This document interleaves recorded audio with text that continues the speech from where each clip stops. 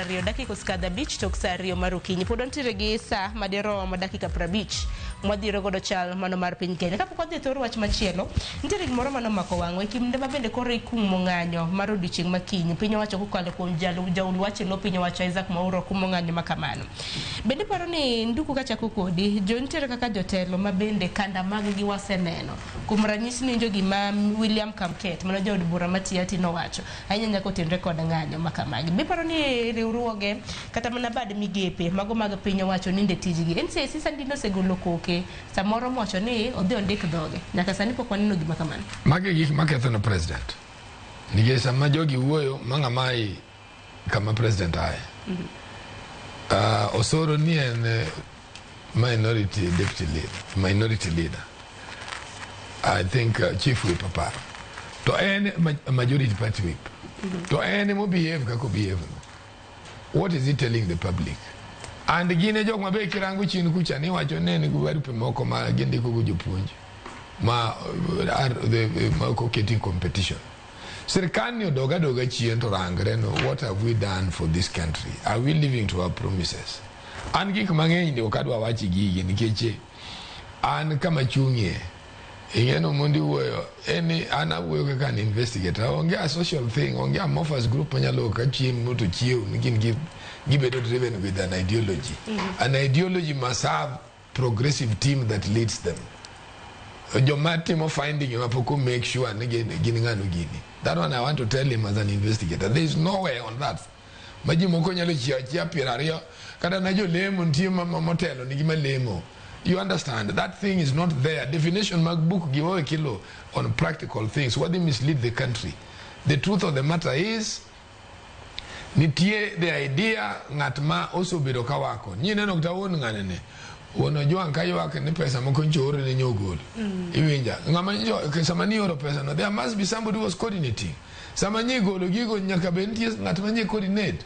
So the truth of the matter is, the country must be kawan leaders a dear. Let us have leaders who can reason and who can be able to handle problems. The president himself on his behalf. By evening today, let him speak to the nation.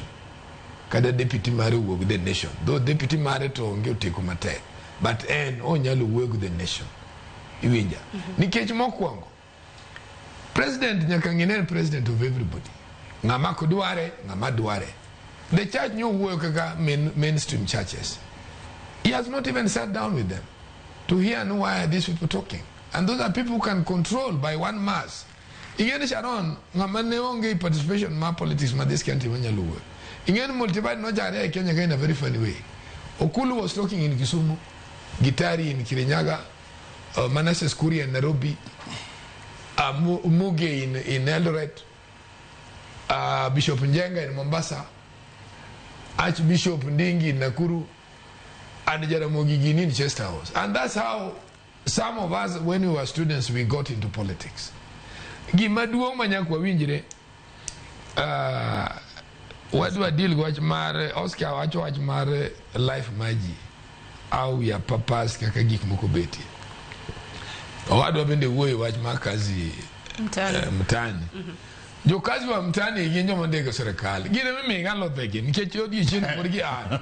That is the truth of the matter. Ngamote alo nigene na rubika. And governors and these leaders. You understand? So unless we are talking from no ground, and I work as an investigator. I work for an authority of knowledge. Angeo gimangato nyalo timo. So to me, what I'm saying, this thing is a challenge. Let the president sit down or find a way. Our common issue, and why are we making loose strings to run after 1 year to catch up with us? By this time, Thoegi don't also be investigated, which were adira dear, Magema necessarily timo carelessly. Mondokid Serikalo apologize. Magema need be no be through an action. My president, my Serikal be the Nenya Lobedo, Nukoronyaka act mondo piso bedi. Those things no go team at the finding. Iwinja. Ina no kama moro manyoro wacho ni ogo picha boneno kadir ntie metal. E thai manya thing. Ki ne ko dog to no ko good. Who should be answerable? City mochari. What really happened after? This person cannot view the body. Manomine Rex Masai. Amen Rex Masai. You know, maja case majuinin. How do we handle it? Even mage kune monegorano okay, kara police. Unga capable of doing funny things to unte more trust you with the leadership. What do we really need as a leader? Kama president koro beti e penyo nego penjre mage jok momian nike give penano gidu to. Part of them get problem ma jok moke momi president. It's not his own problem. Get part mar jomoke momi. Nike grasa ni Oscar wuyo kai. We don't have a good budget.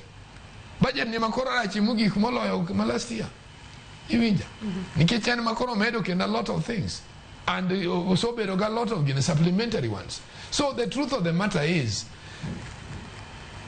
Oscar, we will never have this country back. Coupled with encourage Jowamokwamigi a resource center. Our problem and one.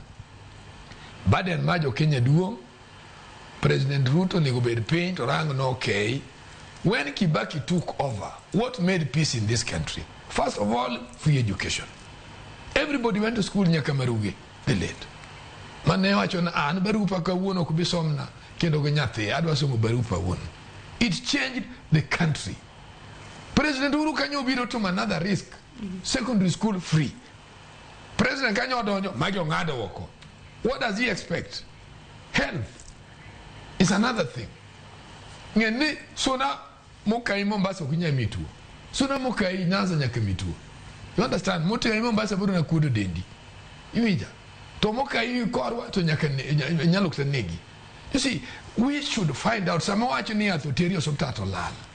Kada gigik mi wacho no devolve counties. We devolved a lot of problems. Koro gimaduong and the country people should sit down.